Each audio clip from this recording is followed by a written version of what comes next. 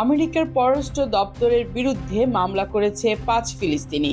ফিলিস্তিনের বিরুদ্ধে গাজায় দীর্ঘদিন ধরে ইসরায়েল হামলা চালিয়ে আসছিল। ইসরায়েলের সেই অব্যাহত হামলায় সামরিক সহায়তা দিয়ে আসছে আমেরিকা। তাই ইসরায়েলের সামরিক বাহিনীর প্রতি সহায়তা কমাতে বা অভিযুক্ত ইউনিটগুলোর সামরিক সহায়তা বন্ধ করতে মামলা করেছেন 5 ফিলিস্তিনি নাগরিক। গতকাল মঙ্গলবার যুক্তরাষ্ট্রের স্থানীয় সময় মামলাটি করা হয়েছে। গাজা অধিকৃত পশ্চিম তীর ও যুক্তরাষ্ট্রের বসবাসকারী 5 ফিলিস্তিনি এই মামলা করেছেন। যুক্তরাষ্ট্রের গত শতকের 90 দশকের লেহি আইনের আওতায় মামলাটি করা হয়েছে। মামলায় বিচার বহির্ভূত হত্যা ও নির্যাতনের মতো গুরুতর মানবাধিকার লঙ্ঘনের অভিযোগ আনা হয়েছে। মামলার অভিযোগে বলা হয়েছে, লেহি আইন পররাষ্ট্র দপ্তর চাইলে প্রয়োগ করতে পারত, কিন্তু তারা তা করতে ব্যর্থ হয়েছে।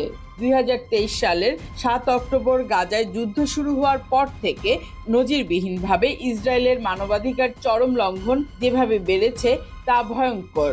মামলার বিষয়ে জানতে সংবাদ মাধ্যম আল জাজিরার তরফ থেকে যোগাযোগ করা হলে যুক্তরাষ্ট্রের পররাষ্ট্র দপ্তর বলেছে, বিচারাধীন মামলা নিয়ে তারা কোনো মন্তব্য করে না।